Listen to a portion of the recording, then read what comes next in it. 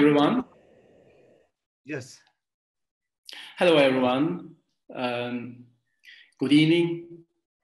Welcome to our webinar. It's really a great pleasure to see all of you here with us tonight in this event. My name is Ünsal SAPER. I've been teaching English in a high school, and I've been an eTwinning trainer. And today we're going to talk about the Digicom framework. Actually, it is the closing webinar of the MOOC titled 20 Digital Competences for 21st Century. And that was prepared within the scope of the Turkish National Support Service online trainings. Today we're going to talk about the framework, key areas, and sub-competences. And also, we're going to talk about how to link between Digicom framework and the eTwinning project. And now I'm giving the floor to my dear friend and colleague Gökhan ARIKAN. Yes, Gökhan Hocam. Thank you so much, Ünsal Hocam. Hi everyone, I'm Gökhan ARIKAN. I am an information technology teacher in Kayseri. I am working as a content development trainer within eTwinning Turkish National Support Services. I wish an effective webinar for all participants. Thank you so much. Okay, thank you very much, Gökhan Hocam. Dear colleagues, today we have presenter guest, Turan Göre, the activity administrator from Turkish NSS, and Duygu Efetürk from eTwinning Content Development Training Team, and also our friends, colleagues, partners, Nancy from Greece, Alena from Poland, and Laura and Antonella from Italy. They are going to be sharing their eTwinning project experience with us at the end of the webinar. So now Turan is not here, but he will be with us soon. So now I'm giving the floor to Duygu Hocam. Yes, Duygu Hocam, we can have your first words. Yes, what do you want to say? Hello, good evening you all.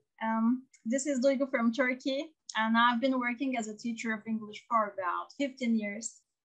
And working as a content developer for Turkish National Support Service. And I'm really proud to be here tonight in Salajam because I remember the first time we talked about Digicom in Antalya last year. I was writing my MA thesis at that time, and I was really excited to hear that you were also interested in this. And tonight, our colleagues are going to discover a tailor-made course for themselves. And I'm very proud to be a part of this team. I'm very proud to be able to make a tiny little bit contribution for your course. Thank you so much. I'll be waiting for my part. Thank you so much, Duygu Hocam. Yes, Nancy, please. Yes, thank you. Well, first of all, I'd like to welcome everybody. It's both a pleasure and an honor to have you here in this conclusive webinar. My name is Nancy Gökli. I'm an English teacher here in Greece. And before anything, I'd like to thank my two friends, partners, eTwinning content development trainers, Ünsal SAPER and Gökhan ARIKAN, who have been my fellow travelers in this journey of digitalization via eTwinning throughout these past years. They have added extra value to my development as a teacher and led me into new paths of digital creativity. Thank you very, very much for that. Really short introduction about what we are to present today. What is it that we will be talking about from my part? I want to start with something that Charles Darwin stated. It is not the strongest of species that survives, nor the most intelligent that survives. It is the one that is the most adaptable to change. So this is what we should have in mind, because COVID-19 outbreak opened a new scenario for all teachers who need to have adequate digital literacy to teach online, to implement a current and innovative educational models. We must be digitally literate in order to help students in participating towards bridging the digital skills gap in the modern digital age and create agile learning environment. So we hold the responsibility to nurture and to develop a number of competencies in students so that they can take part in the social, cultural, economic, and intellectual life, thus becoming active citizens. In this environment, the teacher's role becomes challenging and increasingly more important. The Telegraph actually said that digital literacy is as important as reading, writing, arithmetic, and other traditional disciplines.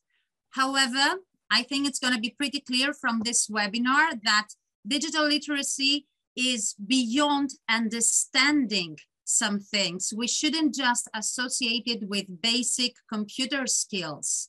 It has to do with creating, understanding, communicating meaning and knowledge.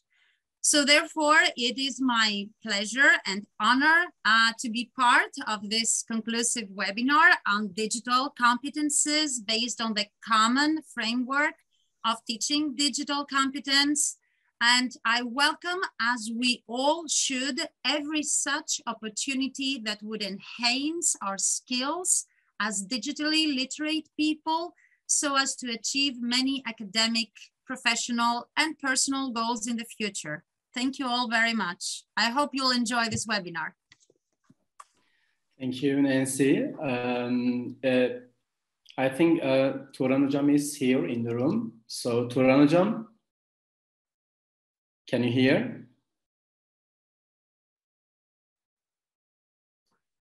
He's raising his hand, so he should be taken as panelist.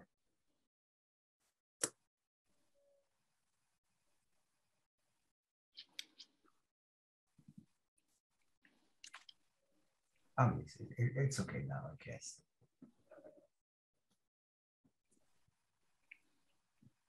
Yes, he's already here. Okay.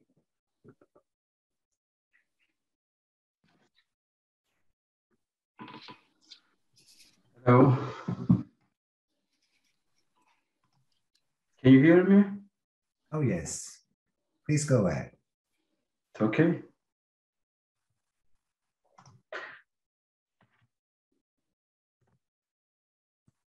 We can hear you, Turan Hocam. Okay. Good evening. How many teachers here now? 346. And 46. Okay. Good evening, dear friends. And I would like to start my words with thanking all teachers and trainers who participated here. My name is Turan Göre. I'm an event manager at the National Support Service, and I'm responsible for eTwinning schools.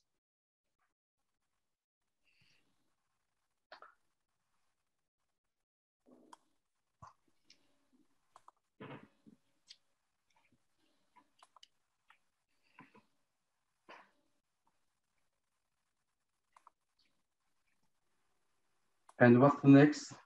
Ünsal Hocam. Okay, thank you very much, Turan Hocam. Yes, Alena, please.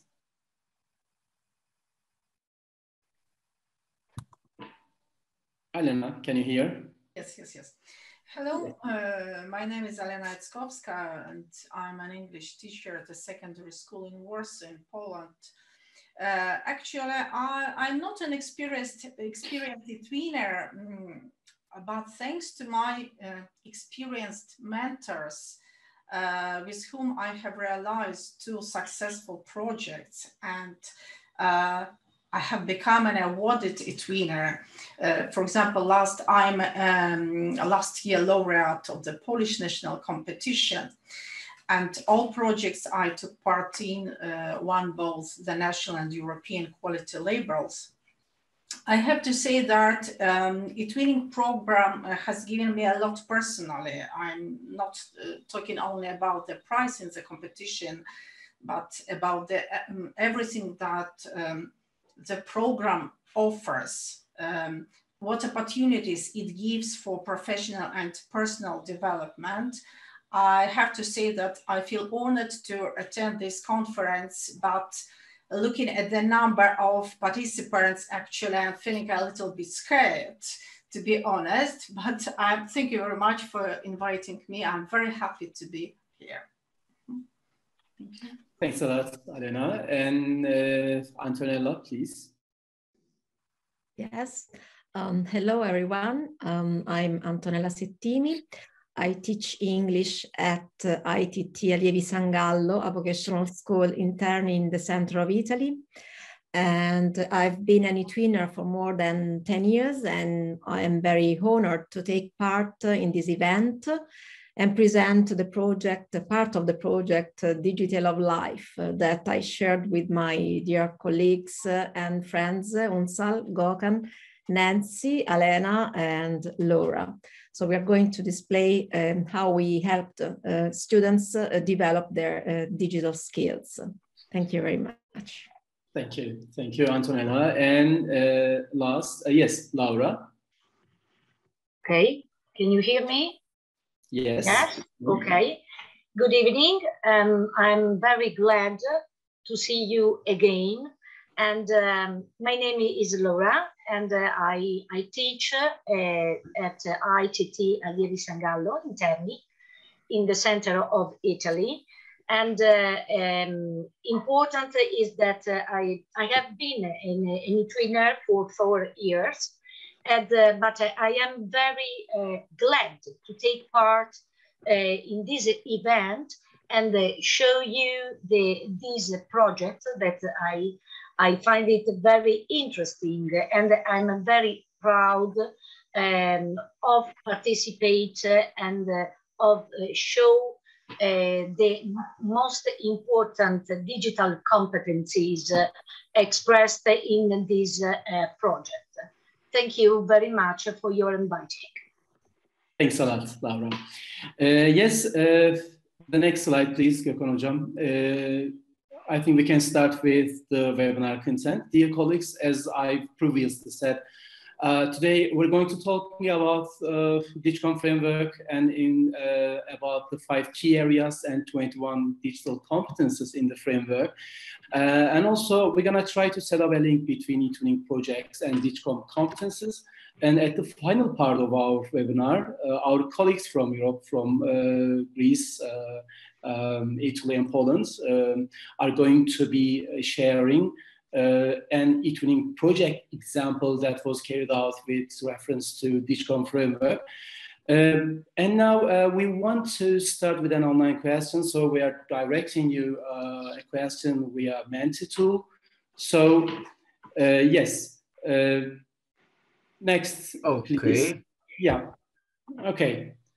Now, Nancy? the time is interaction time. We want you to go to menti.com and enter your PIN code. We want you to enter 4861-38636 as the PIN code. We ask you share your thought with 3 words. What does the metaphor of learning to swim in the digital ocean mean to you? Please share.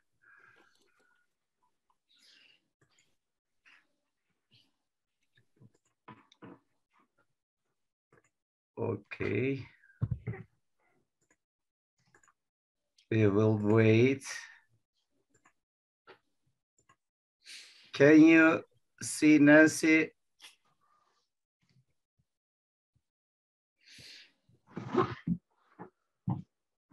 Yes. Yes, I can see your screen. Great. Nancy, can you share the answers our participants of our participants? Yes, sure. This is a web tool we often use with our students. So the bigger a word gets, the more answers, similar answers, actually the same answers we get. So Web 2 tools is the most popular answer right now. Collaboration, learn, development, digitalization, technology, of course, learning, but also a couple of adjectives like unbelievable, amazing,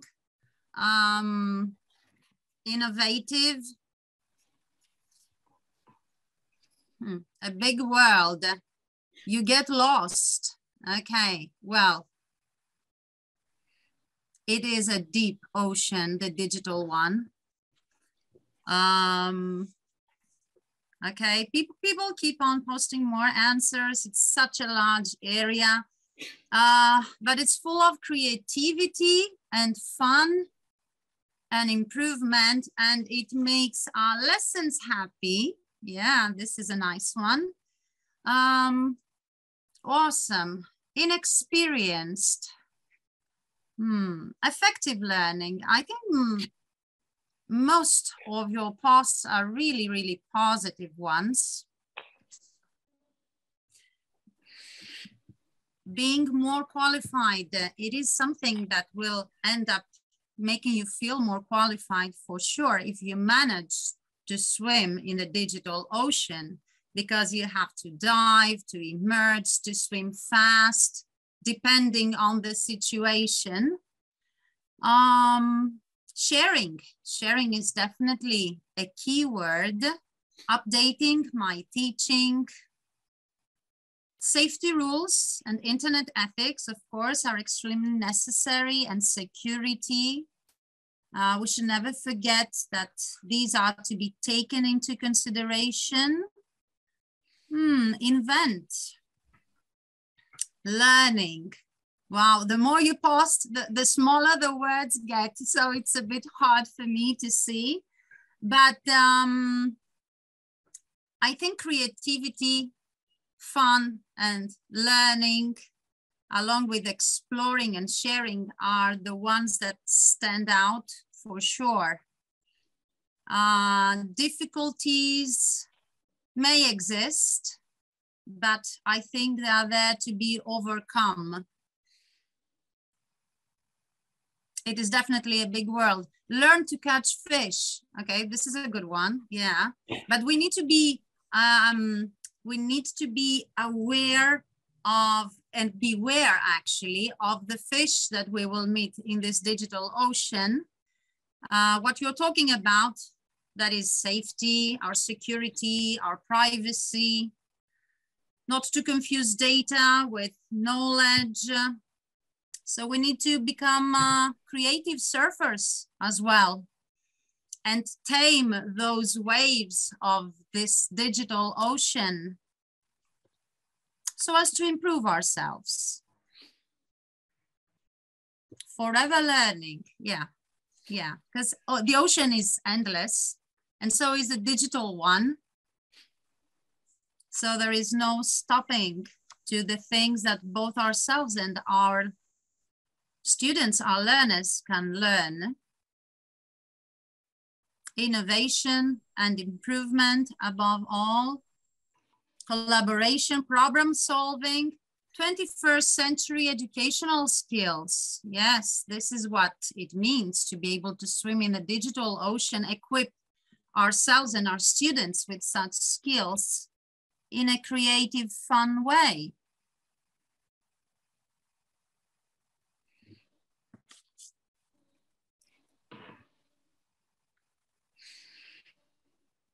I cannot see how many people have already posted their answers, but I believe around 100.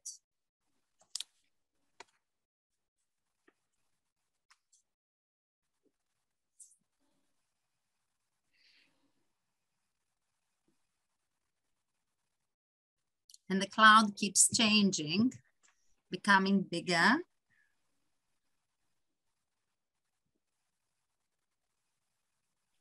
as is the ocean, a large one, effective learning, nature of science, start from a point, develop,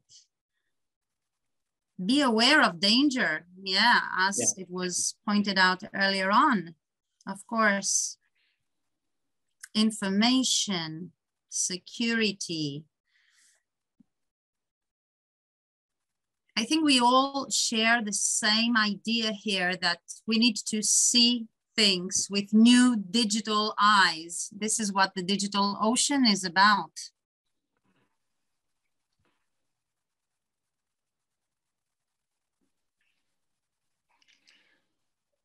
Mm-hmm. All right.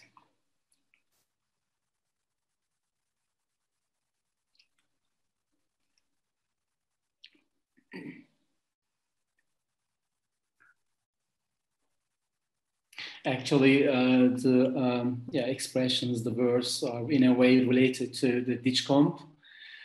And yes, really great.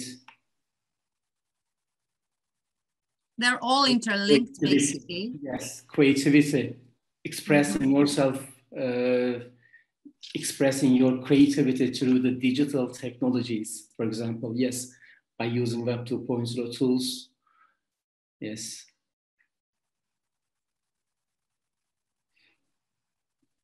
Ünsal Hocam, maybe we will return this word cloud at the end of the meeting. Mm-hmm. Yes, please go on. Can you share, Ünsal Hocam? Okay, I will, but...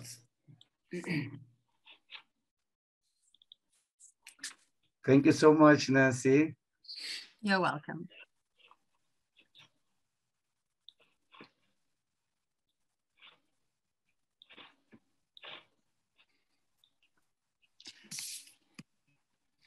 Okay. All right. Thanks so much for your comments, dear colleagues. Actually, I would like to say something about what you've already expressed through the chat box. Yes, DigComp framework maps the digital competences with the metaphor of learning to swim in the digital ocean. As you would appreciate that we live in an increasingly complex digital world, and digital technologies are in every aspect of our life. And we're all becoming more and more digital every day. And so having digital competences has become indispensable for each of us, for all the citizens. In a such digitalized society, we all need to equip ourselves with up-to-date digital competences, not to be excluded from the digital society, and also in order to be fully exploit the potential of the digital world. By that I mean to actively participate in the digital society for citizenship duties, for economic activities, for education, learning, health, leisure, entertainment, and so on. And so in the context of these requirements of the digital age, a framework was developed by European Commission, European Union, for the citizens in order to determine what digital competences are expected from the European citizens and how to measure them. So this is DigComp framework. So we're going to talk about now the framework. And this framework, DigComp framework, designed to develop citizens' digital competences on European scale. And it identifies the knowledge, skills, and attitude that we all need to use digital technologies critically, confidently, creatively, and collaboratively, and of course, ethically. I can say that DigComp framework is a kind of digital reference model for all European countries.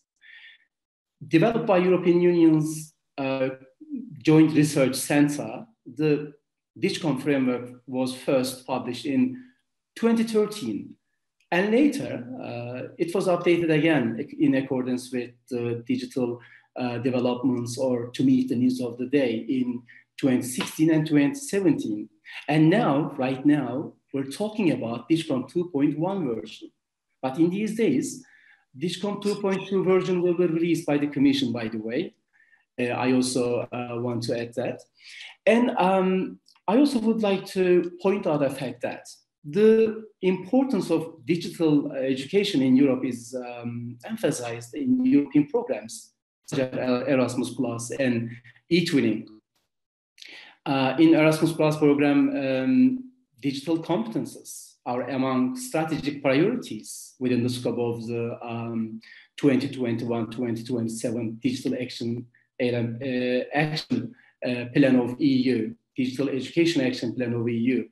And also in eTwinning, again, as all we know, as eTwinning teachers, we all know that very well, that eTwinning is a really great area to practice digital competences, to develop our digital competences. So in eTwinning program, digital competences are again among priorities. And this year, in the 2022, in the yearly theme of 2022, I mean in the new European Bauhaus, digital competences are again among priorities. And the digital competences of teachers and students are supported by the program. So we're talking about the competences. What are those competences? Let's look at them a bit more closer. Yes, Gökhan Hocam. Sorry. Thank you so much, Ünsal Hocam. Within the framework of DIGCOM, the digital skills that individuals should have in learning, business, and social life are handled in a multidimensional and holistic structure. Effective, sustainable, and permanent development of digital citizenship skills needed by the digital society is supported. The DIGCOM framework consists of 5 main areas. These are information and data literacy, communication and collaboration, digital content creation, security, and problem solving. These 5 main areas are divided into 21 subcompetences. These 21 subcompetences are classified into 8 levels of competence, from the most basic to advanced. In this way, it explains what it means to be a digital proficient. Now, let's have a look at these 5 main areas. Ünsal Hocam, what would you like to say about the area of information and data literacy? Yes, information and data literacy, dear colleagues, is the first key area in the framework. And as you can see, there are 3 sub-levels here. I should say that in the digital world we live in, it has become necessity for individuals to know how to access the reliable source and information, and to know how to filter, process, and evaluate the obtained information. And most importantly, to know how to use or manage those obtained content, data, or information. And DIGCOM framework describes this situation in 3 sub-levels. Browsing, searching, filtering data, information, and content is the first one. At this level, the individuals are expected to explain their online information needs, and they need to create their own specific search strategies by using search engines. and when necessary, they need to be able to update their research strategies, of course. And also, they need to navigate among different digital environments in order to find information and data. And of course, they need to be able to find accurate information, accurate sources. This is really important for the works. And in the second level, this time the students need to know how to evaluate data, information, and content. Actually, at this level, the individuals should be able to critically look at the source of online information and data. And they need to analyze, compare, and evaluate the reliability of the online source and information. Actually, at this step, being skeptical about the credibility of the online information is really important, because we're trying to capture the most relevant, most valuable information for us, for our digital works, or for our tasks, or for our projects. And after gaining access to reliable source and information and evaluating it, this time we need to know how to filter it, how to organize it, right? So the third sub-level here is managing information, data, and content. And here at this level, the users, the digital technology users, the individuals, need to know how to organize, how to manage the obtained data or information in a well-structured digital environments. That would be any kind of database, any file, or one of those cloud systems, cloud technologies, of course. And of course, when needed, the obtained information or data should be able to found easily and be reprocessed again. Yes, as you can see, dear colleagues, DigComp first key area focuses on searching the reliable information, evaluating and managing it. Now, let's look at the information and data literacy in the context of eTwinning projects. In eTwinning projects, as all we know that, eTwinning projects offer a great opportunity for teachers and students to improve their information and data literacy skills. Within the scope of the project activities, we know that students and also teachers make online searches, and they learn about the reliable online sources. They raise their awareness of netiquette, copyright, and also when they have found online information, this time they learn how to organize those information in relevant digital tools, digital environments, as well as TwinSpace. You know, for example, in TwinSpace, when the students and teachers uploaded any kind of information or data, those contents can be used again by teachers and students on the project journal or in TwinSpace forum area, and of course in TwinSpace pages. So it's obvious that thanks to the eTwinning projects, both the teachers and the students have great practice opportunity to improve their data literacy skills, I can say. So, yes, the second key area in the DigComp framework is communication and collaboration. At this level, through various digital technologies, the individuals need to have knowledge, skills, and attitudes in order to interact with other users, groups, or online communities. And also, they need to share any kind of content in various formats and fulfill citizenship duties, cooperate with others, create and manage digital identities, and of course, to act in accordance with the internet ethics in all these online processes. And in DIGICOM framework, in this key area, there are 6 sub-levels, as you can see on the picture. Interacting through digital technologies is the first one. Here, the citizens are expected to be aware of the existing digital tools, media, and environments in order to interact with other users, groups, or online communities. And also they need to know the media and tools that are suitable for connection, purpose, and needs. And of course, they are supposed to understand the positive and negative aspect of the digital technologies while using those platforms, while interacting with other users.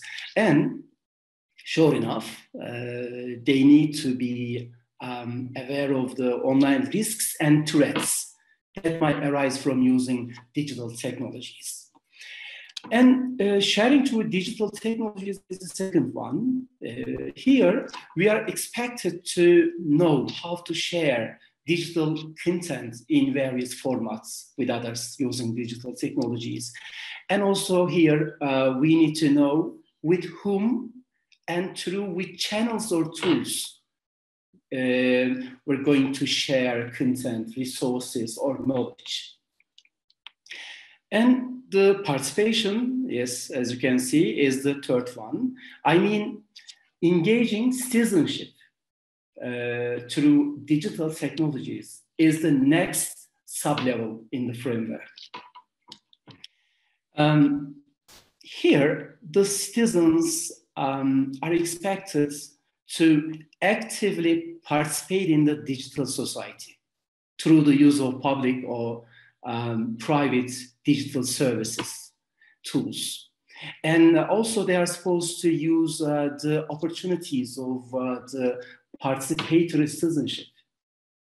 And of course, we all need to develop and empower ourselves in digital society in order to be actively participating in it as digital citizens. And collaboration is the next one. Collaborating through digital technologies is the fourth sub-level in the framework. And here, the users, the people, are effectively use the digital technologies in the construction of the joint knowledge resources or concrete products. And also, we all need to know with whom and through which channels or tools we're going to collaborate with. This is really important. And Navigate is the next one.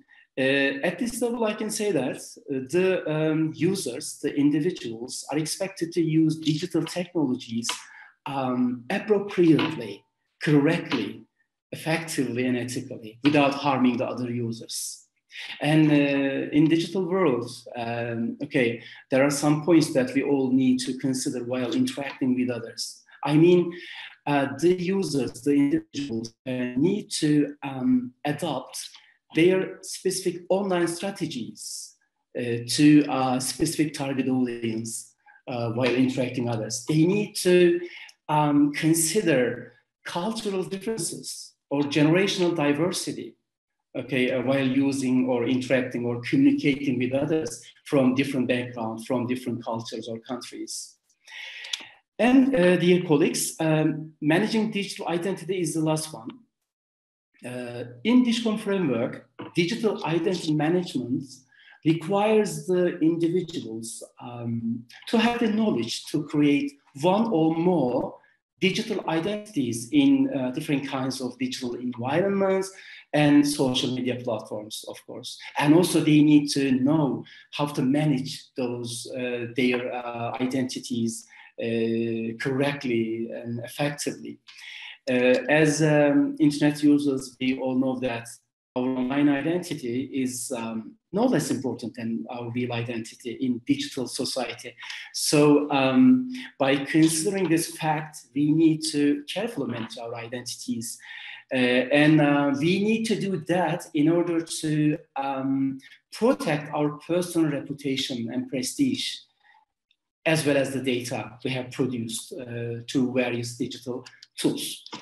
So, dear colleagues, to sum up, in the second key area, we are expected to interact through digital technologies, share content, fulfill citizenship duties, cooperate, act in accordance with internet ethics, and manage and, of course, protect our, create and manage our digital identities.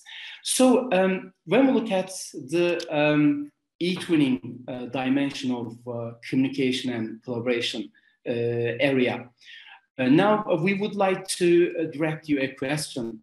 And after that, we're gonna shortly look at the eTwinning dimension of it. So we have an online question for you about this key area.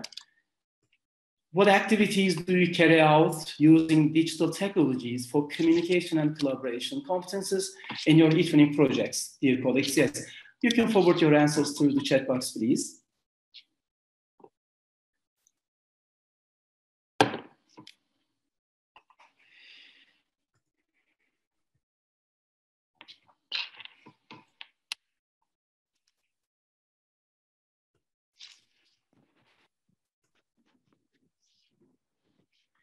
Nancy, can you see the chat box? No, I can't, please. Okay. Yeah, some of the answers refer to products, actually. This is the point where we use web tools, yes, ice-breaking activities, word clouds, Padlet, as you've pointed out, in order to communicate, collaborate before we actually create. Yes, creating virtual realities, Canvas, Padlet, so different web tools. So Zoom as well. Padlet, Story Jumper, Genially. Yes, all these are extra digital tools that one can embed in any eTwinning platform on TwinSpace, Google Classroom, forums, of course. This is the basic page discussion for students to interact with one another, word wall, Google Forms, different sort of warm-up activities, Mentimeter like the one we just did all together, a word wall, yes, of course, you get the first reactions from students. You can very easily brainstorm, chat room activities, answer garden, mind maps. Yes, these are all very effective for brainstorming when we start communicating a topic with our students, ChatterKids, Canvas, yes. So we have different sort of discussions, of course. I think it is important creating common puzzles, ebooks. Yes, this leads to creation eventually. So in eTwinning platform, we've got different sorts of communication, and then we can use all these quizzes and games and Kahoot and all of these things, warm-up revisions, sure. The whole point is, yes, to use the external digital media purposefully so as to share content and then to make up a story, as you say, to use all the words that students have actually included in their interaction. this is the most important thing, to share content in different digital formats, as you're pointing out, virtual exhibitions, yes, emails, all of these fantastic web tools are actually used in a collaboration so as to produce an outcome, of course. I think all digital media resources, yes, and content have the purpose to create collaborative products. So yes, all these web tools are extremely important. Okay. Padlet is very famous. Yes. Thank you, Nancy and your colleagues. Upon what you have shared in the chat box, I should say that in eTwinning projects, communication and collaboration plays a key role in the success of the eTwinning projects. The eTwinning projects offer a great practice opportunity for teachers and students to improve their communication and collaboration skills thanks to the project activities.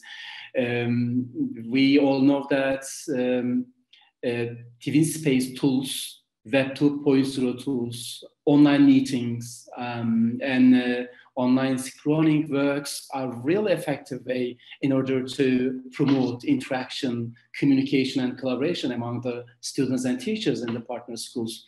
And also, thanks to the eTwinning projects, the students learn how to manage manage their identities while working on the digital tools, as well as on TwinSpace.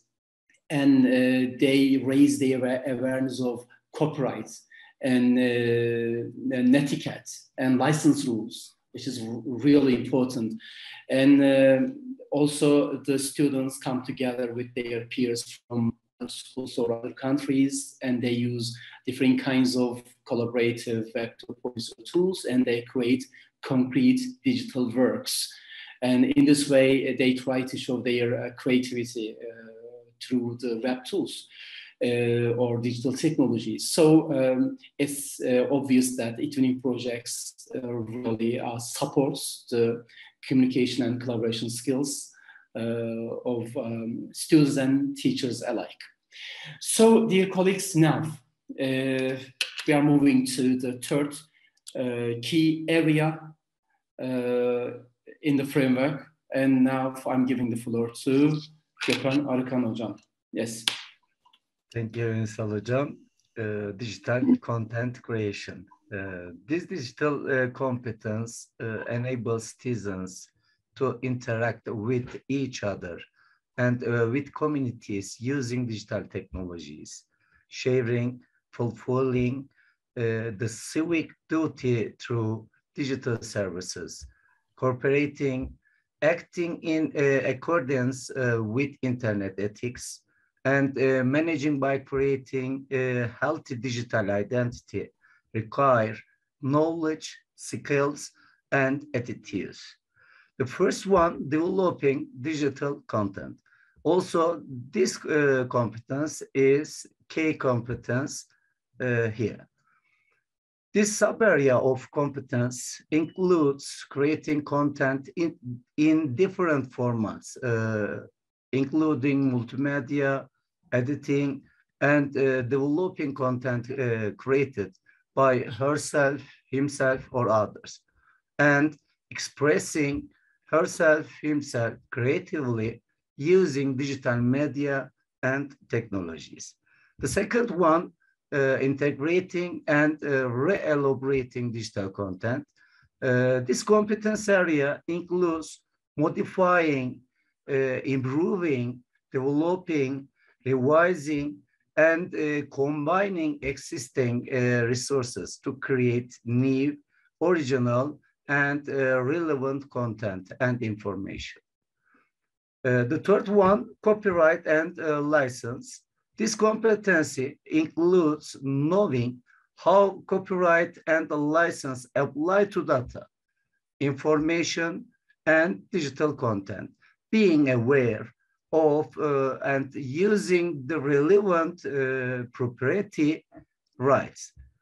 In this process, individuals pay attention to copyright and license in the content creation process, while at the same time applying these intellectual property rights in the content they process. The fourth one is programming. This area of competence is to plan and develop a clear set of instructions for a computer system to solve a specific problem or perform a specific task, to select the programs, applications, software, tools, and devices needed, to make changes in the program settings, to adapt the programs and codes according to their own needs. It includes making modifications, knowing the principles of programming, having an understanding of what happens in the background during the execution of a program. That's all. Nancy, what kinds of productions do our participants use on digital content creation competences to make their students in their eTwinning projects? Could we ask this question to our dear participants? Yes, sure. Okay. Maybe they can. The next slide, please, Ünsal Hocam.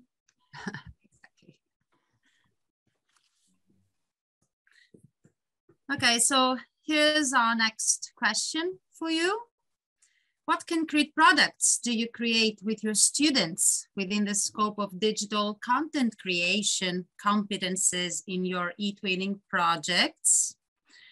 I think that this question has to do with the time when students need to combine all obtained and evaluated and filtered information that they have gathered in one single output by creating successfully a product, preferably in mixed teams. So it is now the time to produce actually such digital content. Let's have a look at your answers.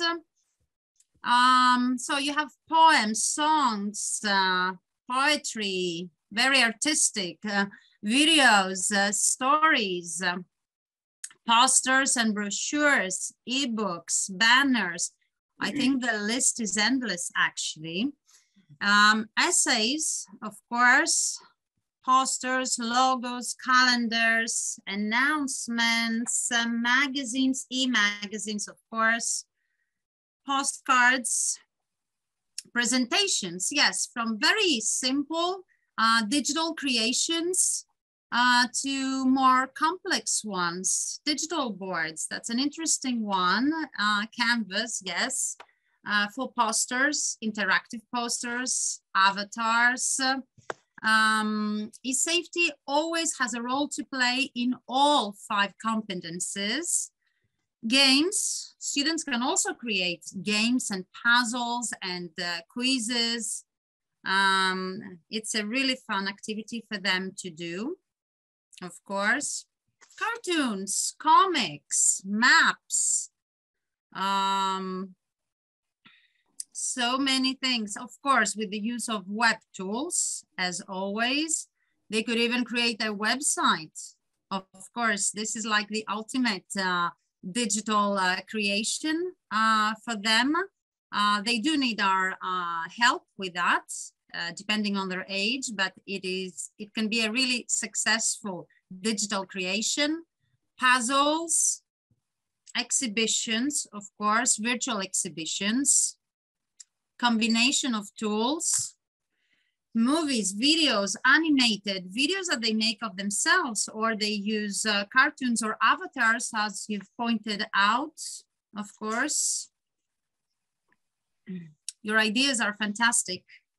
I think we should start taking notes, all of us, maybe include some of them in our next eTwinning projects. Why not? Games, quizzes, animation, yes. Exhibitions. I think it is the most engaging part for all students. Everything that they've worked for, they've communicated and collaborated actually becomes a real thing for them, creating different digital content.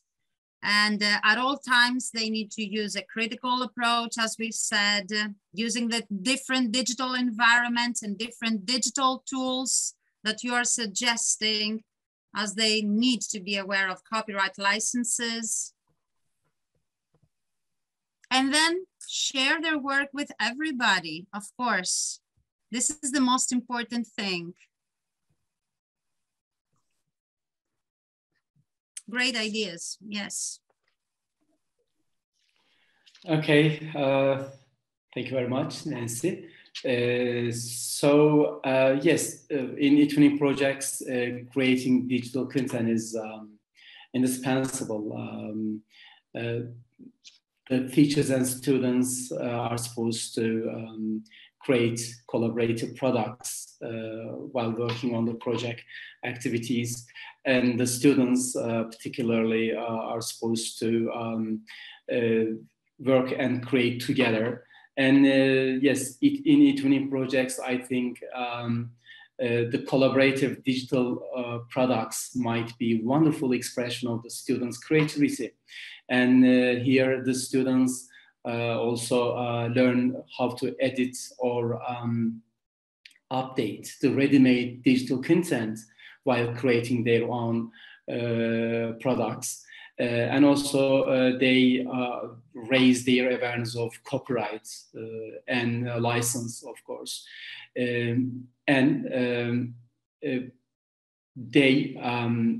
also understand how the digital systems and tools work in digital world.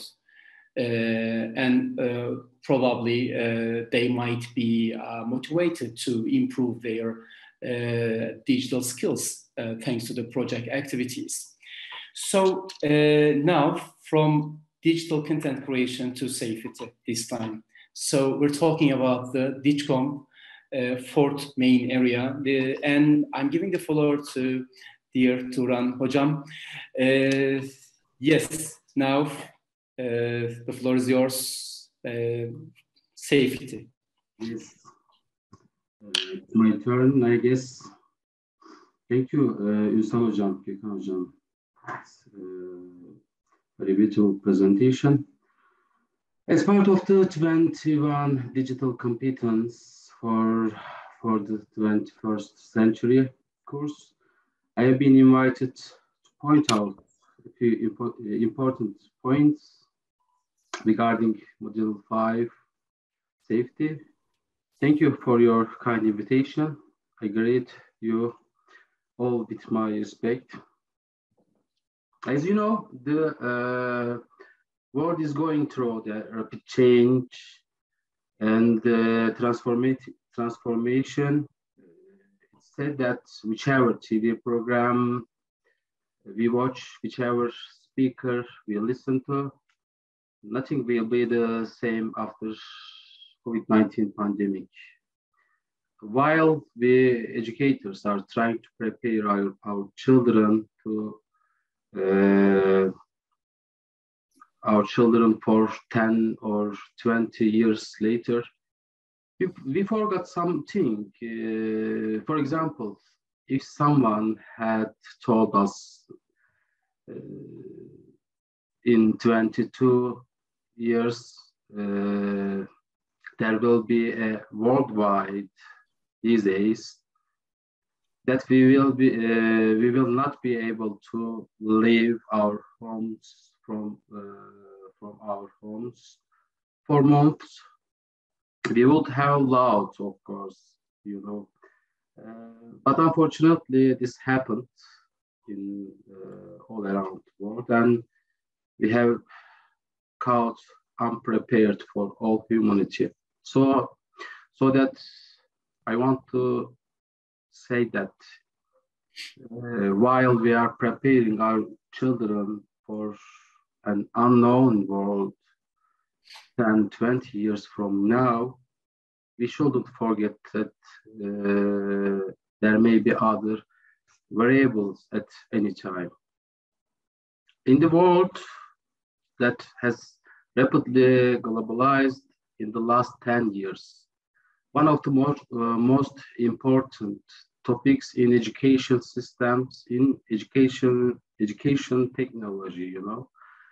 As you can appreciate, we now use internet and technology effectively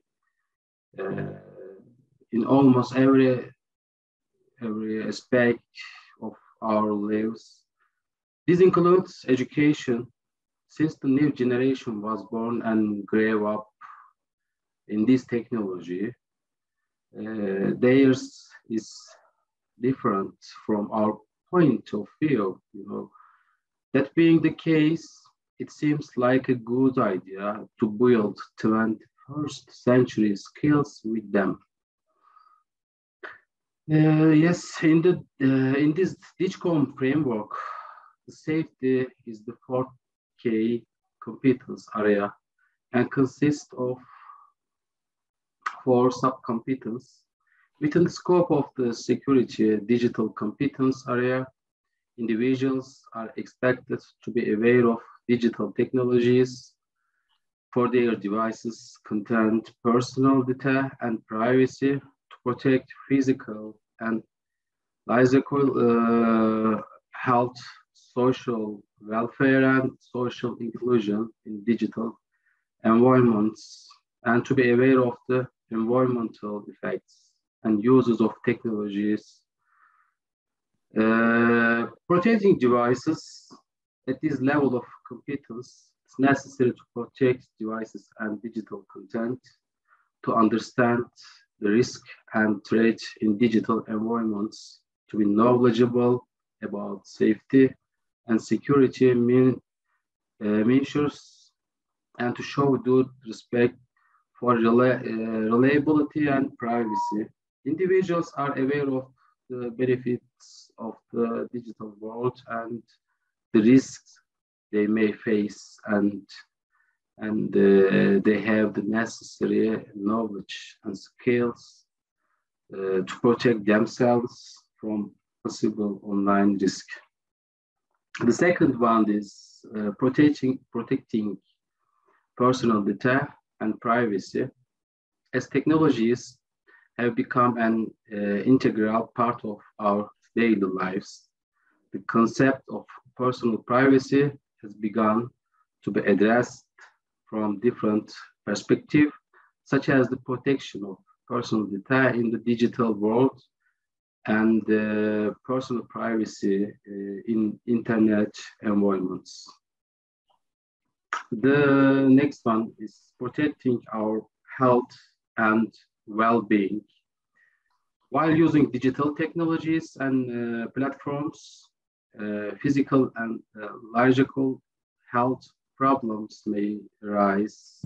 Individuals are expected to know the health problems arising from using digital technologies, to use digital technologies in a balanced way, and to avoid uses that may adversely affect their physical health. And the last one is the protecting the environment. Individuals with this level of proficiency are expected to be aware of the environment impact and use of digital technologies. Individuals are knowledgeable about the structure and functioning of the digital world, and as a user in the digital world, they are aware of the benefits of using these environments and the risks they may encounter. As we always say, knowledge takes you from point A to point B. But if you discover your own path to knowledge, your exploration will take you everywhere. The exploration we are talking about here is actually these 21 digital competence. Thank you for listening to me. Thank you so much, Turan Hocam. Yes, what you've said are really precious in digital society. Yes. Now, dear colleagues, when we look at the safety dimension in eTwinning projects context, I should say that eTwinning projects should have safety concern, and this should be visible throughout all the project work. And an eTwinning project should support the physical and psychological health of the students. And also it should support their active participation into the school society at least. And while working on the project activities, the students should be informed about online risks and threats. They need to raise their awareness of netiquette. And also the students should use the digital technologies in a balanced way that does not harm themselves and their environments alike. So now the last key competence area in the framework is problem solving. And now I'm giving the floor to Duygu Efetürk Hocam. Yes, Duygu Hocam. Thank you so much. At last it's my turn. I was waiting very excitedly. And problem solving is a very crucial part of this report, as we all know. And actually, in the world we live in, requires problem solving skills, such as creativity, innovation, metacognition, and communication, which are one of the important elements of the 21st century. 21st century students and teachers at the same time. And here, for DigCom, as we want to talk for DigCom, it also celebrates the very crucial points that we try to realize in eTwinning through our eTwinning projects. And therefore, we should take into consideration that when one of our students come to us and says that I have a problem, actually for me, it is one of the ways to say that I have a dream, because if one can say that I have a problem, that child, that kid, or the youngster, whatever your age range is at your school, will be able to say in the future, I have a dream. This shows that they can identify their needs. So if a student can find a problem, and when you ask him, what is your problem? And if they can define their problem, it means, yeah, they can recognize the problem. And it means that through your project, you have managed to step into the second part of DigCom, which is also celebrated by eTwinning and all the European reports that I have read so far. If your students can recognize the problem throughout a project, what you can do, if you mix them into groups, if you form groups, international groups, and if you place experienced ones together with inexperienced ones, then it means you can manage in guiding them to recognize their very specific problem about a very specific subject. If we can do this, if we can guide our students into groups, then we will hopefully provide them with a phase in which they will plan some kind of solution according to their metacognition, according to their age, according to their improvement level, and whatever you can add. There are too many dimensions, as you know, as teachers. And in our projects, in my last project, Young Voice, which I ran with my precious colleagues and students, we did this. We had international groups, international students groups. We had teams. The method was teacher-aside method. We were observing them and they were planning their solutions after finding and recognizing their problems. It was unique for us because when I first talked to Ünsal about this course, he was actually in the planning phase. I discovered that we were doing the same. We were doing the same as PARS, and I'm sure here we have too many teachers here right now, and I'm sure when they enroll into this course, they will discover these steps, and they will discover that they are already doing these things. I am sure. And the students we are working with are Generation Z members, and they know how to implement their plans. They know how to implement plan according to their development level. They know how to tackle with problems digitally, most of the time better than me and better than you. And if you let them implement a plan throughout a project, and I know you do, it means you have managed the fifth step of problem solving. Problem solving is very important because the world we live is full of problems right now. And if they can solve their problems, they can do anything. If they can solve their problems, I'm sure they will be very successful in life. And it will be an honor for us to guide them throughout projects. First of all, of course, eTwinning, and then the European publications, which are celebrated by eTwinning as well. And the next step, the last one, is the lesson learning. They have to learn something. They have to come up with an idea, and they have to say, yeah, I found that, I understood. Yeah, that's it. This is very important. And if they can evaluate themselves at the last step, if they know how to evaluate, because this is very important. This is a very important asset for 21st century skills. If they can manage this, then as a teacher, you can say, yes, you did a great job. And this should be our aim, I guess. In our last project,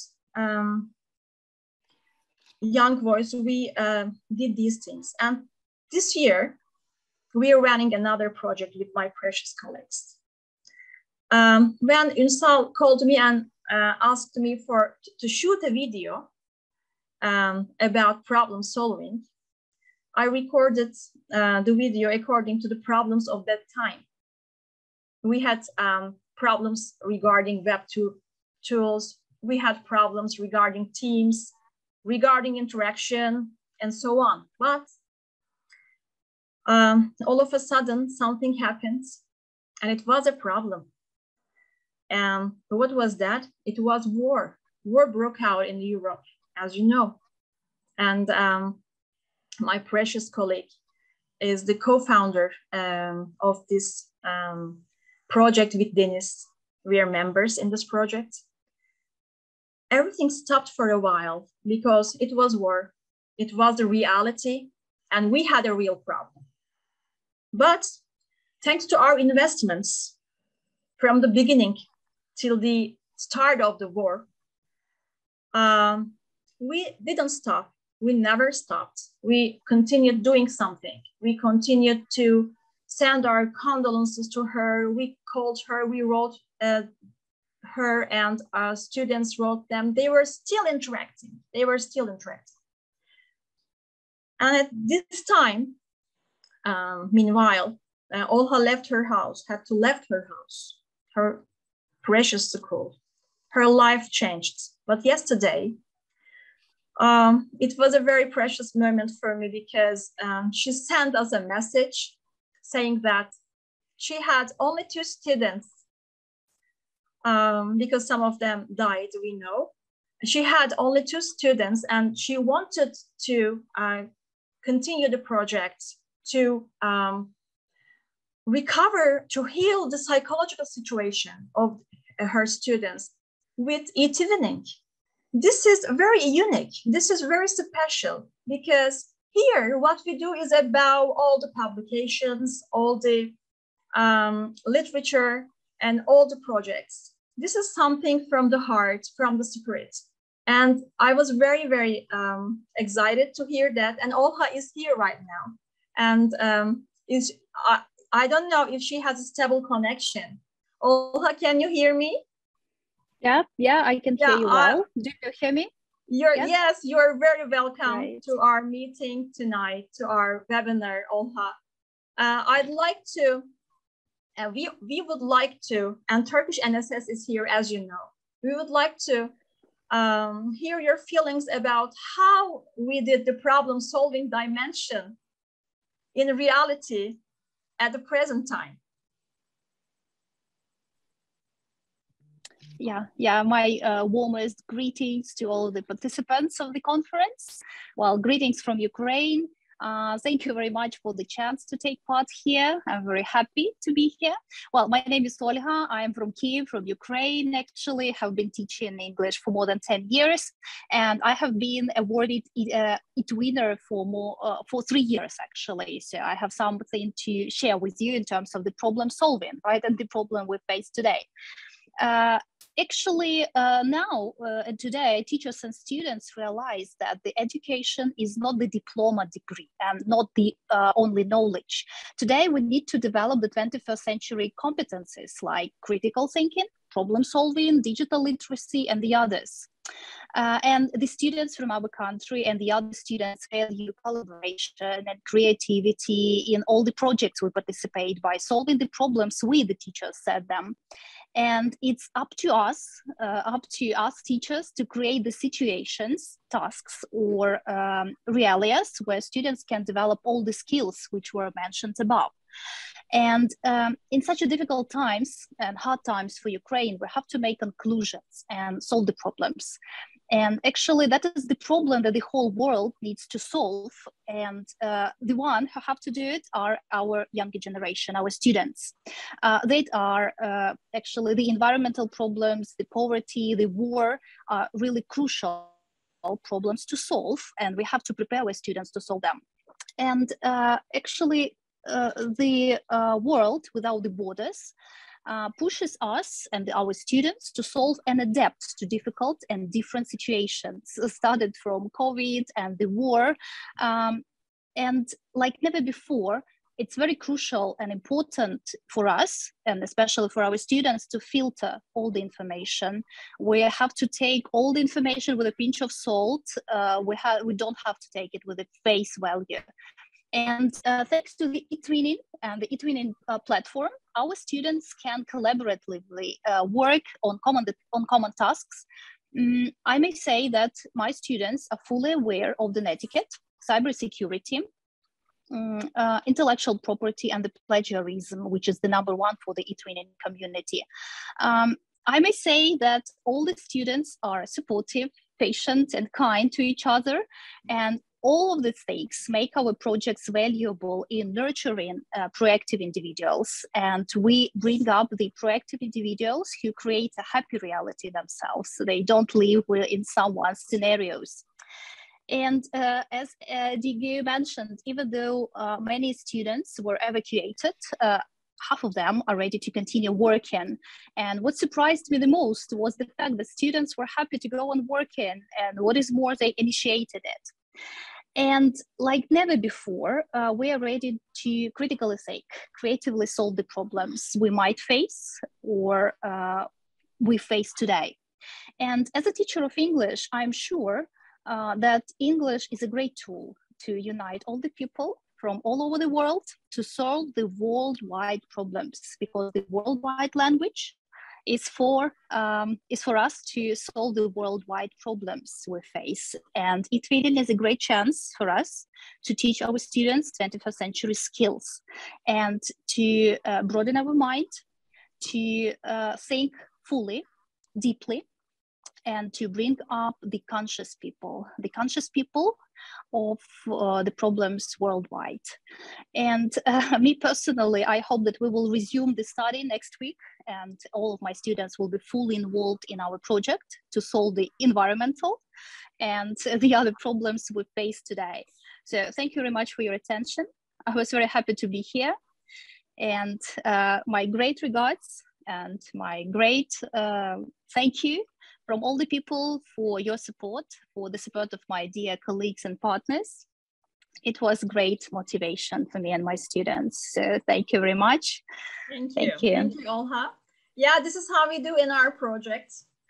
And I'd like to add that all my colleagues should know that this MOOC, this course, is a tailor-made one, because life always has surprises for us, and we don't know what will happen next. But if you learn how to solve your problems, and if you can teach your students how to solve their problems, which steps, if they know which steps to follow, yeah, they will do their best, and the world will be a better place. And I'm thankful to eTwinning for giving us this chance to celebrate these dimensions in our classes digitally. Yeah. Thank you so much. Thank you. Thank you.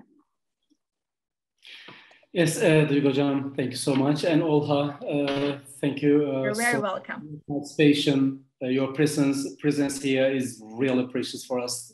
Thank you very much again. And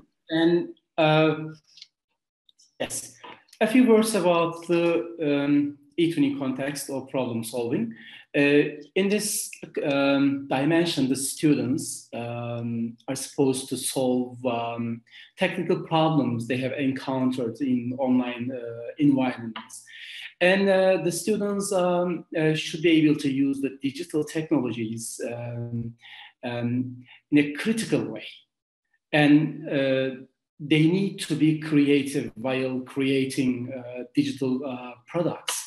And also, the students should know how the digital systems, services and tools work in digital society. And of course, while collaborating with their peers, they are expected to understand their digital gaps, and they are needed to motivated to improve their digital skills. So probably an eTwinning project should be a great starter for the students' digital competences in order to develop them. So, dear colleagues, last two slides about DigCom. So I need to be a bit faster. Yes, again, learning to swim in the digital ocean. Again, the same metaphor. The 21 digital competences in 5 key areas in DigCom framework are described across 8 proficiency levels, from starting foundation to intermediate, advanced to highly specialized level. As you can see, 1 and 2 levels for foundation, 3 for intermediate, and 4, 5 advanced, and 7 and 8 for highly specialized levels.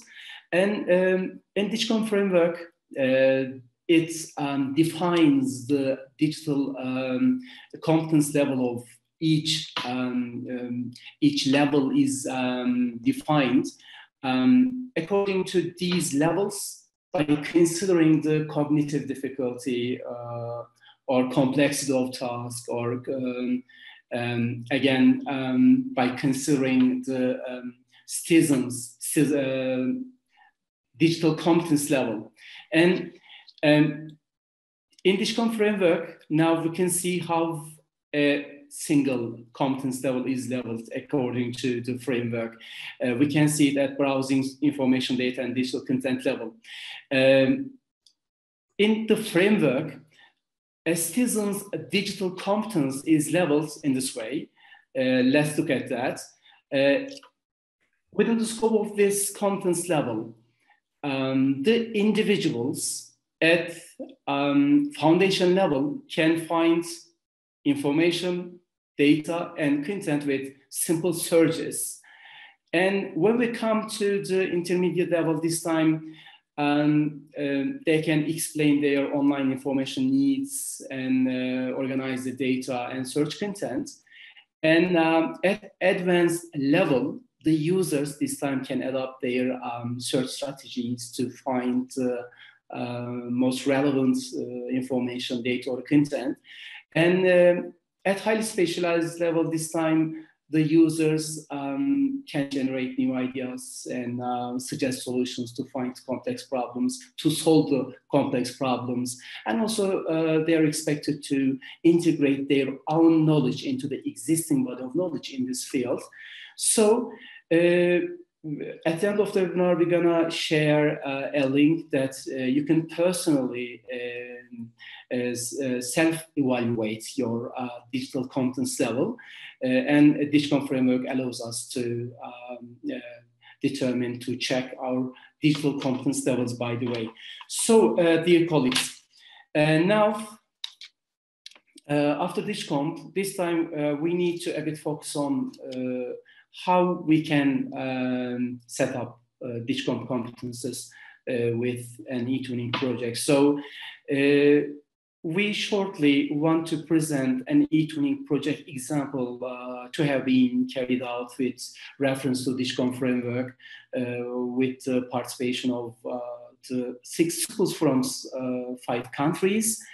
And the title is Digital of Life. And now I'm giving the floor to my dear colleagues. Yes, Gökhan Hocam, can you hear me? Yes, yes, thank you so much, Ünsal Hocam. The floor is yours. Okay, our project started in September in 2020. It was conducted by schools from Turkey, Italy, Greece, Poland, and Germany. 8 teachers and 168 students participated. Let's have a look together the details of the project, which creates valuable products and outputs. First of all, Antonella, she is one of our partner of this project. Antonella, what would you like to say about the themes of our project? Yes, so Digital is a project that has been developed with reference to the European Digital Competence Framework. And thanks to this project, we teachers were able to help young learners develop their digital skills and implement the proper use of information and communication technologies, thus promoting their digital literacy. The main themes, as you can see, that were e-economy, e-health, e-learning, and e-science were chosen with the aim of developing student skills and abilities increasingly digital and linked to real-life contexts, and to gain a greater literacy in the sectors of economy, well-being, learning, and science. The students were divided into 10 transnational teams led by a mentor teacher, within which they interacted, collaborated, shared feedback, and created digital content and multimedia products. The activities were brainstormed and discussed, planned and executed with some different types of feedback systems, so that the experiences and the experiments could be monitored and then correctly and accurately transcribed. Each team produced videos, infographics, ebooks, containing their collaborative essays, and a bulletin for each macro topic by implementing different types of digital resources and web tools. Our young learners deepened research and information skills before producing digital content, and learned to evaluate critically and interpret and manage different types of data and information, and to use digital tools appropriately and creatively. So they increased their awareness of media literacy and disinformation in each macro topic in order to learn about the harmful effects of disinformation and to become able to spot fake news in the 21st century in each macro area. Students try to become media literate. In fact, they evaluated and filtered information, being critical and reflective about sources of information to ensure authenticity and validity. These measures were essential because they could guarantee the quality of information and could be able to distinguish facts from fake news. This, in turn, allowed them quality materials to be created as they developed technical competence and used a great range, a great variety of digital tools effectively and confidently. And so they could express their opinions and show their findings in Padlets and infographics. Then a bulletin for each macro topic containing a collection of essays written by a single student, a teacher, and a parent from each school was produced and published in both digital format and on paper. We have a corner where participants can view paper bulletins that our Turkish partners printed and sent to each partner institution. All these activities allow the students to develop their digital literacy, media literacy, and social literacy. Now I'm giving the floor to my colleague Laura, who's going on to talk about the other activities. Thank you. Thank you, Antonella. Now I'm going to explain you, to show you the other different types of activities. And what is important to put in evidence is the following step, that a monthly appointment was scheduled with the panel. The panel organized by a partner school, and this activity included selected pupils and explaining the key things related to the 4 macro topics. And a presenter and a moderator facilitated the process. And at the end of each panel, there was a Q&A phase, thus contributing to develop communication skills and reaching a greater self-confidence in practicing English. After that, a video of each panel was uploaded to TwinSpace. Another important activities were the video conferences, where students received the immediate feedback thanks to the use of web tools and videos.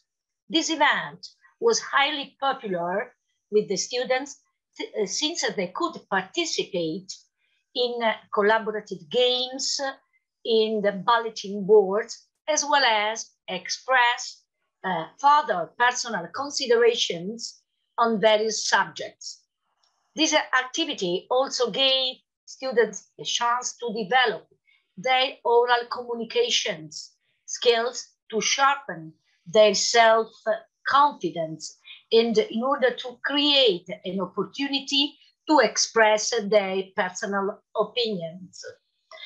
And also to express also their ideas in foreign language.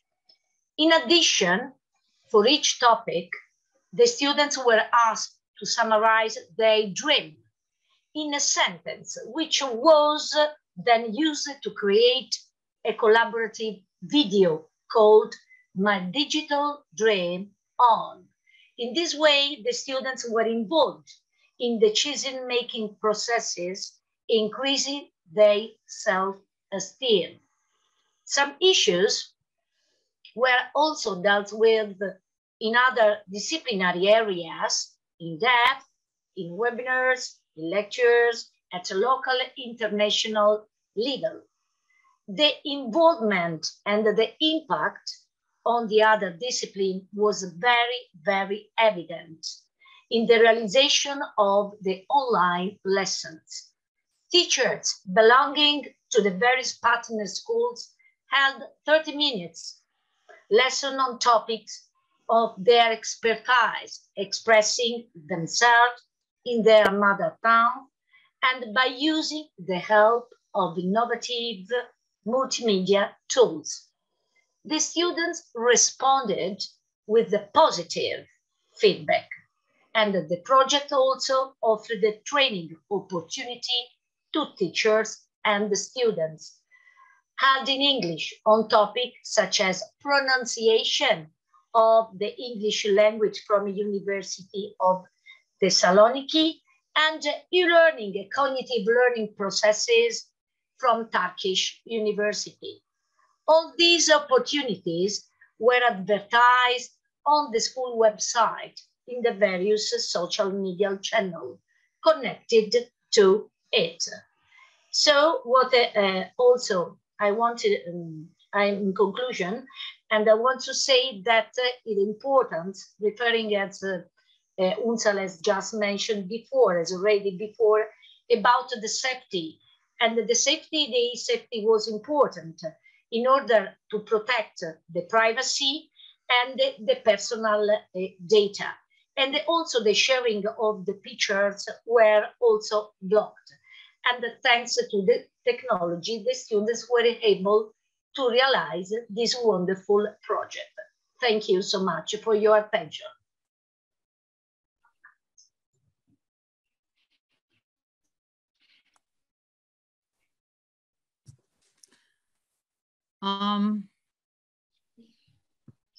So I may start.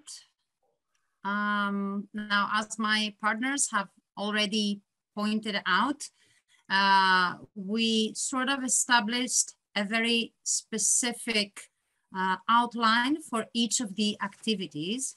And out of all the tasks that have just been presented to you, we'd like to give a bit more emphasis on the 4 that you see on the slide right now, which have played an integral part in each of our main activities, as they offered students the opportunity to share ideas, to debate at a European level, talking about the European panels.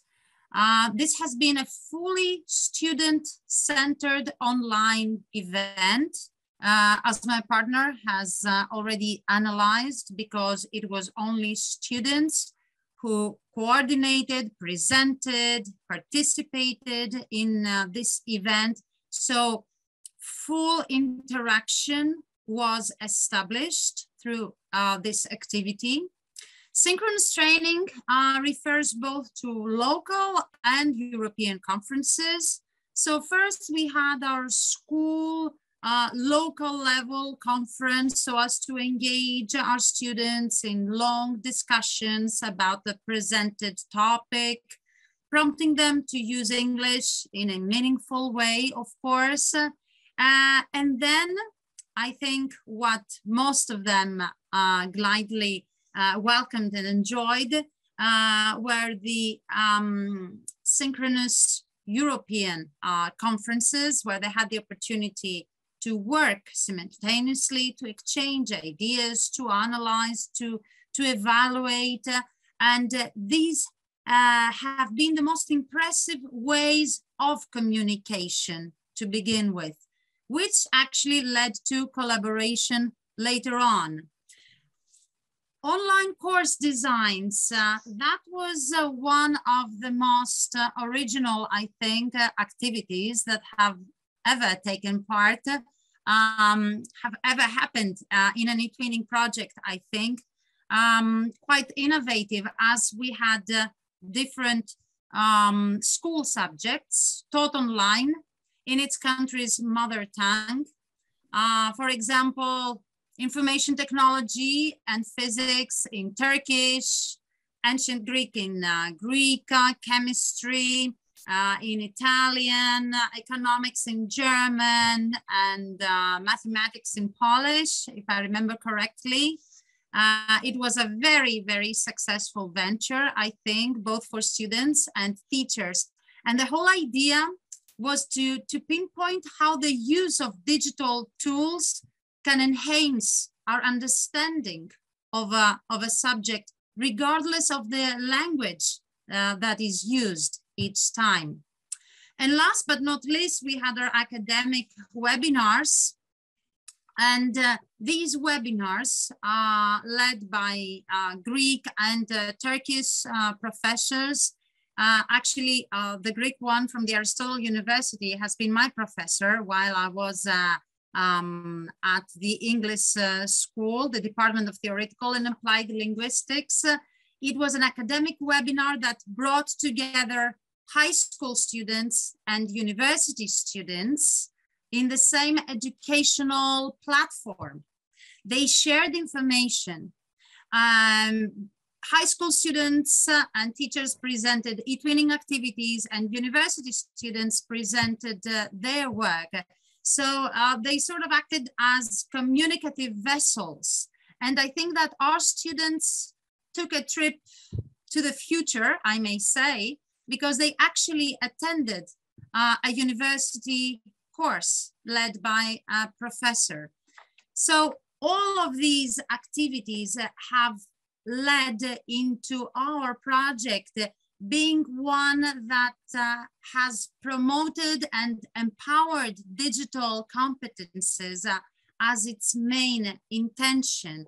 All activities were prepared in accordance with the European Digital Competence Framework, and they were carried out with the aim of developing those competences. So I think we are really, really proud of having accomplished such a great accomplishment, and have actually won a national award in my country. This project being the first one in the age category of 16 to 19 years old. So these are the activities, some of the activities that have made it stand out and actually implement what we've been talking about. That is communication, collaboration, and digital creation, because everything, as my partners have already pointed out, everything was recorded, edited, and presented as video. So this is true digital creation. Thank you.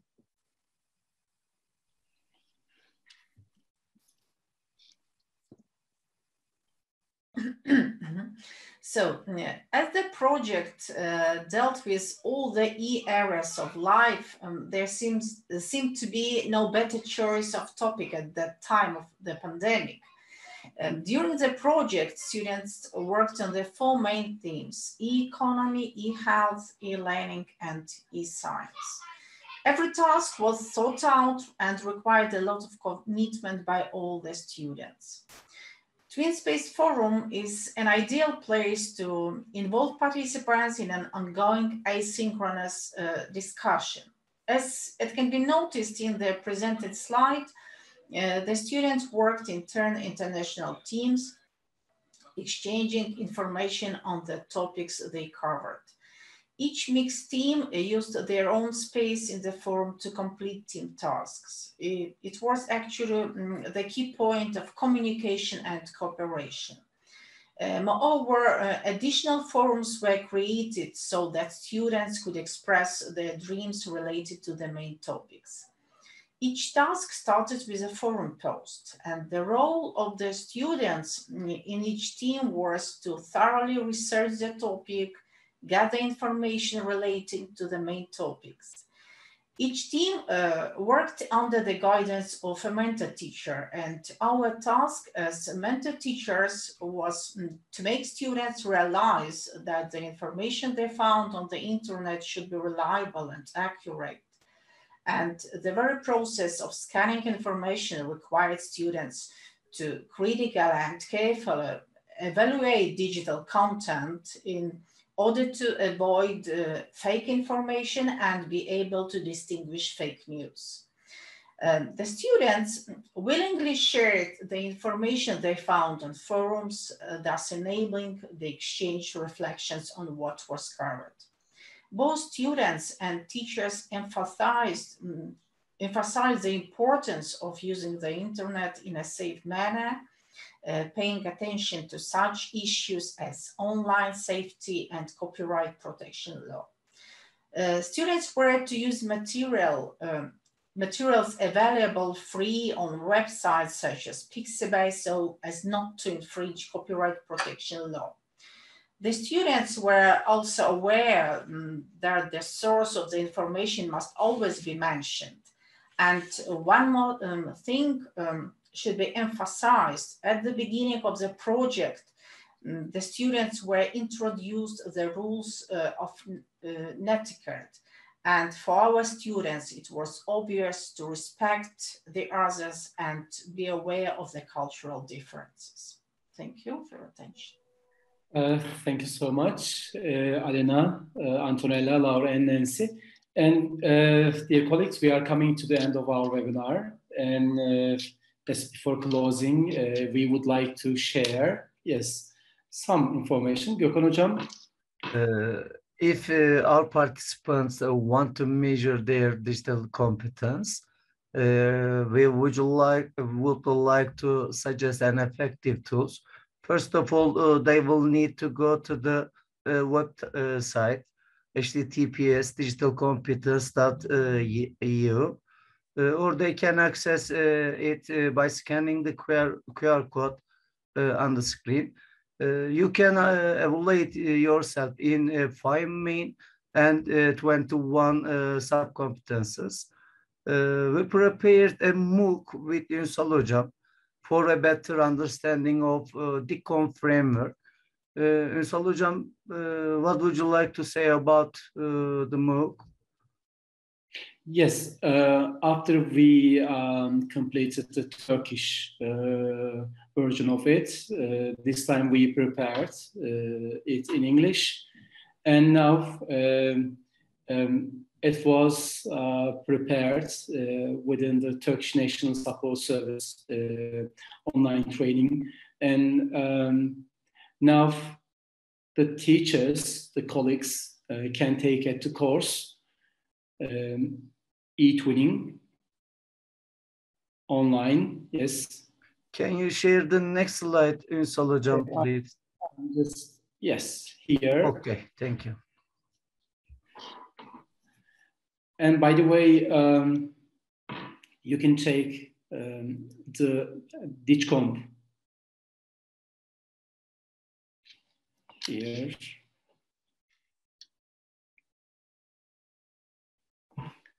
You can self-evaluate your digital competence level. Most probably it will take about 10 or 15 minutes to check it out. And also the course, the MOOC is accessible. So you can also take the MOOC. Now it's in Turkish and in English. And if you've got any question, you can forward through the chat box, dear colleagues.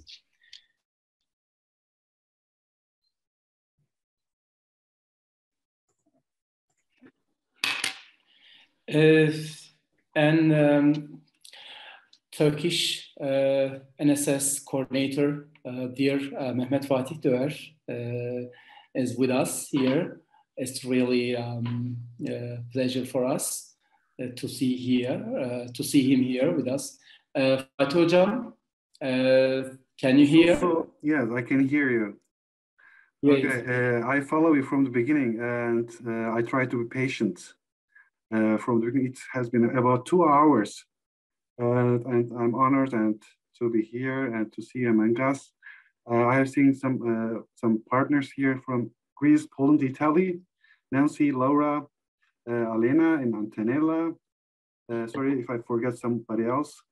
It was very good inspiration and the interactive. It was very interactive. One, you use Menti and other tools, and I also joined them. It was a little bit long, but it was fine. Especially the invitation of Olha, her speech was perfect. I think in the war, he is attending to a meeting, a webinar, and she's talking about the meeting that she will be held next week with her students. It's fantastic. And we are following the news of what's happening in Ukraine and the sanctions, the invasion of with Russia to the Ukraine. And in this situation, she's still doing projects, eTwinning projects. I want to congratulate her and her partners especially. But the war doesn't have it's a really big problem, and because of the ethnicity, the religion, the colors, the gender, the cultures, okay, it brings all them together, all the people together.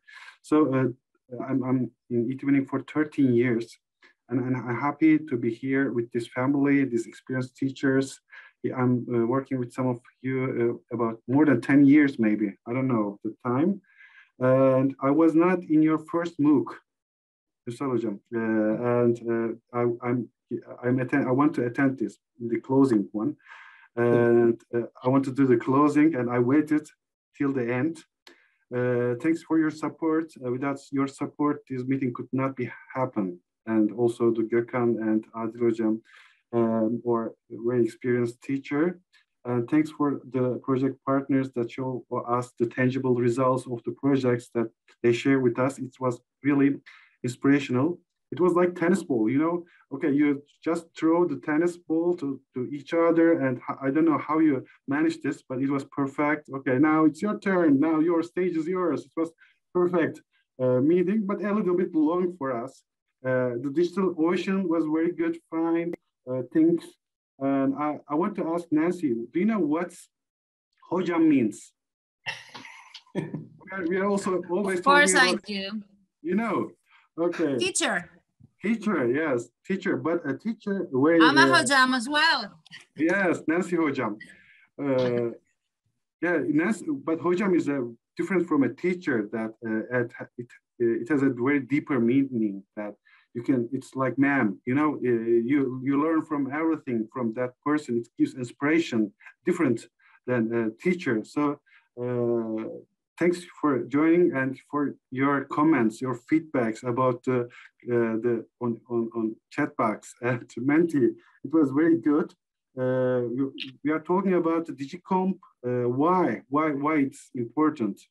That's the crucial thing, I think. Because we are now in the transformation from the basic communication to social networking. We talk about problem solving, netiquette. Netiquette is very, very important, but we need some reference points.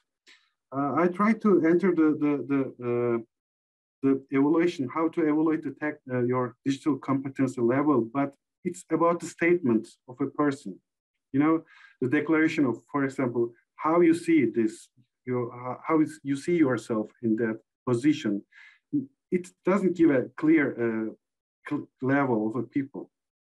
I think we need something that we can apply. For example, something in Word or Excel sheet that we can manage some things, and that it can the evaluation can come automatically. Maybe something can be done about this, so people can see, okay, I'm at this level because I know this.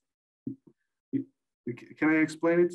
Not theoretical one, not about statements, not about declaration, but something about that a person is doing. For example, we can do it, we can see it in eTwinning. For example, we can see the outputs of the results of the project. So it's more, it's better than the other thing. I think we have other criteria, the 5 criteria, as you know, in eTwinning. And so I think it shows more crucial, more tangible results of eTwinning. Thanks. I don't want to take so long. Thanks for inviting me. I'm honored to be here. There's lots of things to say. And having this meeting with international level is, I think it's the first time that I'm speaking in English in our webinar. We are doing webinar for 8 years, but I have a surprise for you. What's it? We will make partner finding fairs with 5 countries, like with France, with Italy, with Germany, with Portugal, and Italy. We will do a partner finding fair. Maybe we will also attend, include Poland and Greece also. I don't know. And the teachers will introduce themselves, and also we'll talk about their project ideas, that they can share their presentations. We will manage it. So teachers will be easier to find partners, because it's not easy to find a partner sometimes in eTwinning. So you can see each other. Maybe it will be in October this year. So this is the first one that we are doing in English. But in October we will go on. I don't know how long will it take, but we need some very qualified projects. We need to be more collaboration, more cooperation, more engaging projects. That's all for my side. Is there anything that, is there any question that I can maybe answer? Everybody gets tired, I think, a little bit. We cannot hear you, Adil Hocam. Oh yeah, you can just have the closing remarks maybe. Okay. That would be great. Okay, thank you. I think moderator is you, Adil. Yeah, I'm just trying to, and I'd like to thank all the presenters from Europe and also from Turkey, and that's been great and very, very inspiring for all of us, really. And thank you so much, really. It was a great pleasure for me to listen to you all within my heart and ears. So I liked it so much. So it was the first one, and I think it will be more forwarding, and we will be seeing more events like this in the coming days, maybe. Maybe we can do, because the platform, the eTwinning platform will change in May. So we maybe make some webinars in English about how to use the tools. And we are now at this weekend, we will prepare the frequently asked questions about the new platform. Maybe it will be clear the things that we have in our minds, because we are moving to a new platform, and we are preparing videos now about that platform. And it will be launched in May. So in May, maybe we can join together, all this group together again. Maybe we can discuss about the new platform, because we need your feedbacks about what to do and how we will move, because everything will be different from the old platform. Let's say old platform, the existing platform will be the old platform, and we will lose it in July. In July, we will lose this old platform. We will move it. So we will be more problem-solving issues, Duygu Hocam.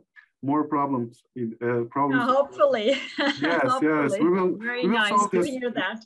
We will solve that problems. Thanks for inviting me. It's an honor and proud to be here and to be with you all. And thank you for coming. Thank you for joining, because I know how busy you were today. Thank you. Thank you. Thank you very much, Fatih Hocam. We were really delightful to have you here in our webinar. Thank you so much for your nice words. And before closing, I would like to give the floor to my dear colleagues. Yes, Nancy. Yes. Well, I think that it has been a really successful webinar, and we have used English in a really meaningful and purposeful way. And I welcome all opportunities for teachers of different countries to get together, to exchange views, to share ideas, to promote digital competences and the true value of eTwinning, which is bringing closer both students and teachers. It's been a great pleasure. Thank you very much for the invitation. The honor is all mine. The pleasure of sharing is immense. And learning is an ongoing process. It never stops. And I think that the overall conclusion out of this webinar was that unlocking teacher digital literacy practices will undoubtedly remain a widespread need, for schools around the globe. We all need to implement it in our education, in our teaching.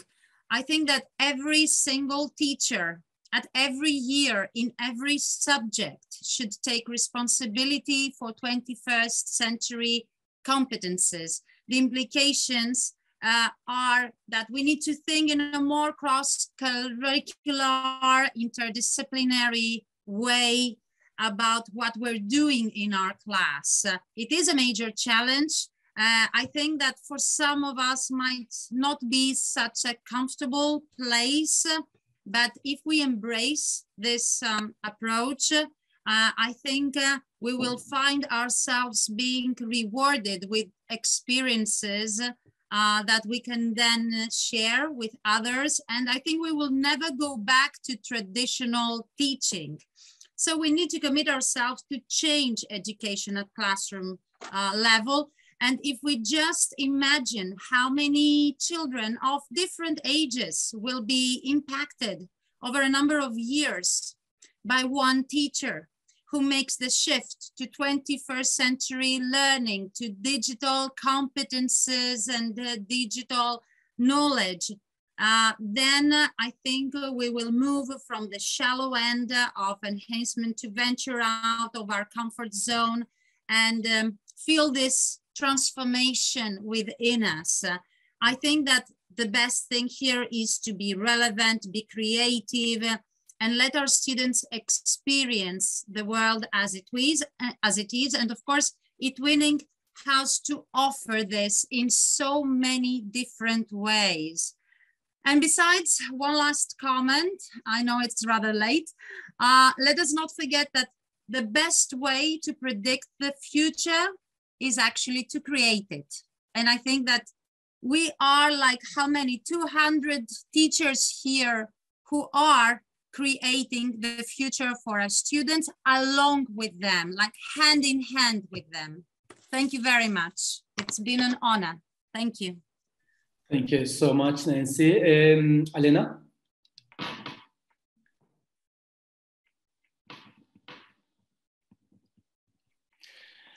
Alena, can you hear me?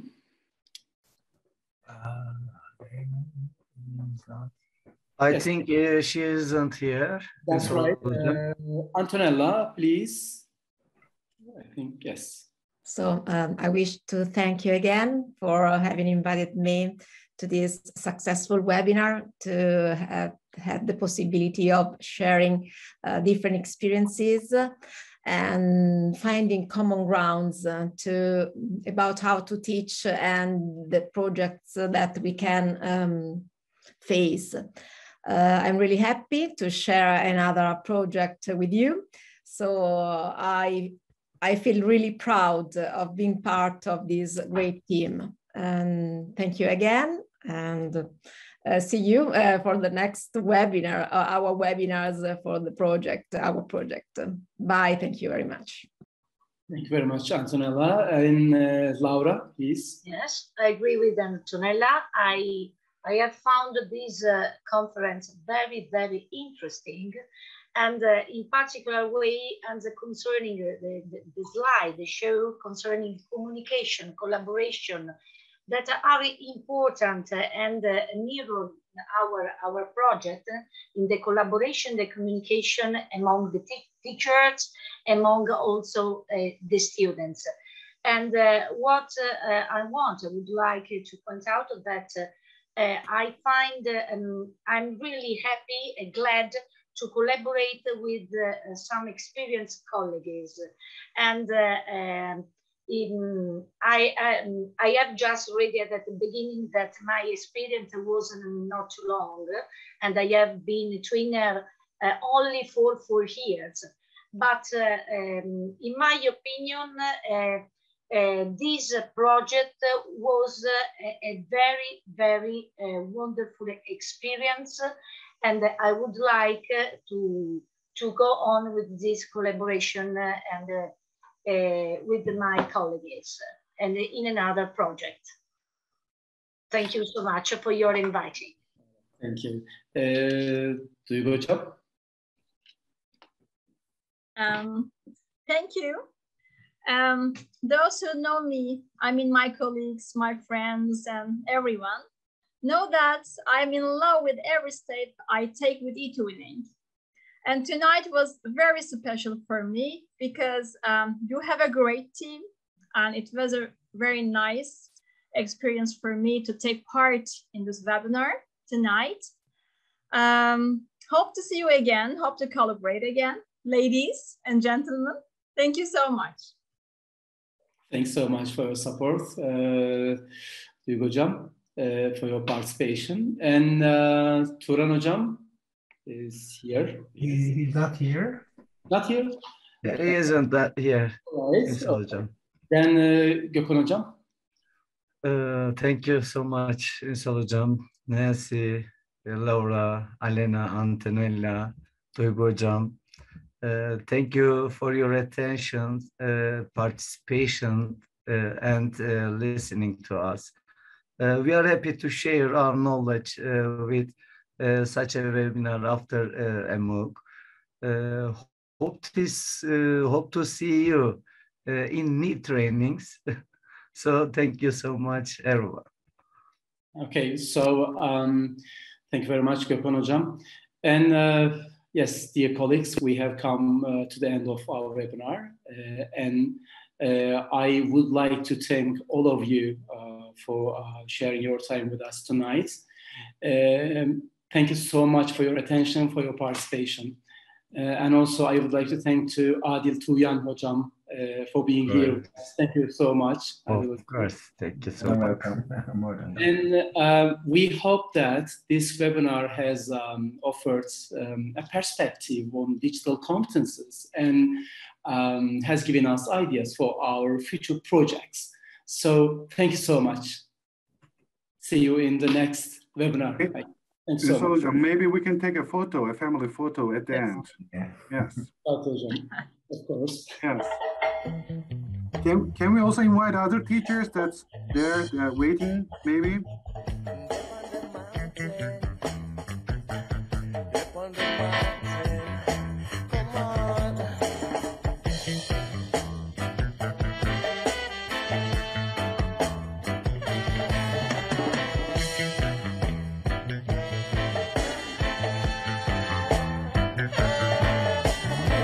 Up on the mountain, chanting, drinking from the fountain. Up on the mountain, chanting, drinking from the fountain. Can you hear the song? All right, all right. Okay.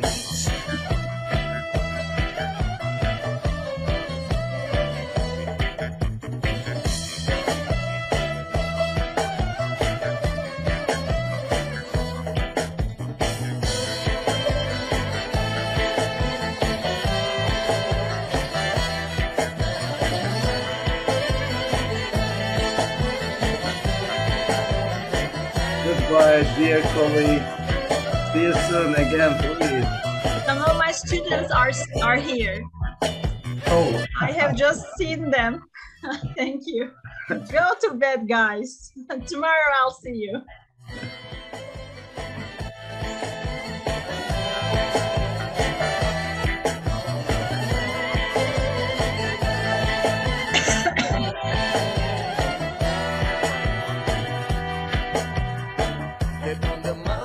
Chanting, drinking from the fountain. Of course, Istanbul TV Light, the song's name. Come on, come on. My favorite songs, also our project songs. Ünsal Hocam? Yes. Good night. Ünsal hocam, have you taken a photo? A family photo? No, I haven't. Gökhan hocam, Why not? I take one photo, only one photo. And Gökhan hocam, you can just stop the recording. Sorry? Please stop the recording. Yes.